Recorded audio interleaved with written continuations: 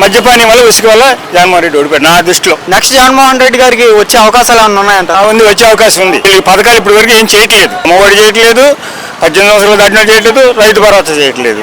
అన్న ఇప్పుడు Visakha steel plant ఉందిగా, అది ప్రైవేట్ పరం చేస్తున్నా అంటున్నారుగా. అది ప్రైవేట్ పరం చేస్తే బీజేపీ వాళ్ళకి లాస్, కూటమి వాళ్ళకి లాస్ అవుతుంది. అది జగన్ గారే పెట్టారు ఆ బిల్లు, అందుకని అంటున్నారు. జగన్ గారు వద్దనే చెప్పారు. ఫస్ట్ ఆయన ప్రభుత్వం అప్పుడే వచ్చింది, నా వ్యతిరేకం అని చెప్పాడు జగన్ గారు. ఫైనల్ గా ఆయనకి జగన్ గారికి చంద్రబాబు నాయుడు గారికి తేడా ఏంటన్నా? చంద్రబాబు నాయుడు గారు అనుకున్న పనులు చేయడు, నోటి మాటలే కానీ పనుల్లో ఉండదు.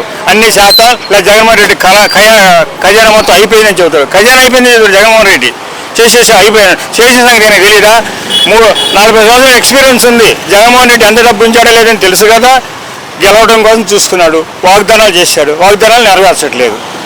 జగన్మోహన్ రెడ్డి అప్పులు చేశాడు అన్న, నిజమే అన్న? అప్పులు చేశారు, రాష్ట్రాన్ని ఒక శ్రీలంక కట్టని ప్రచారాలు చేశారు. అప్పులంటే చేసేవరకు చేశాడు, ఆయన సొంత కుటుంబానికి ఏం పెట్టుకోలేదు, జనాలు పెట్టాడు.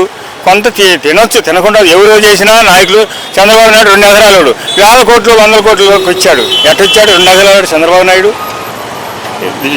ప్రభుత్వం సొమ్ము దోసుకోబట్టి 1,000 కోట్లు ఉన్నాయి, లక్షల కోట్లు. అది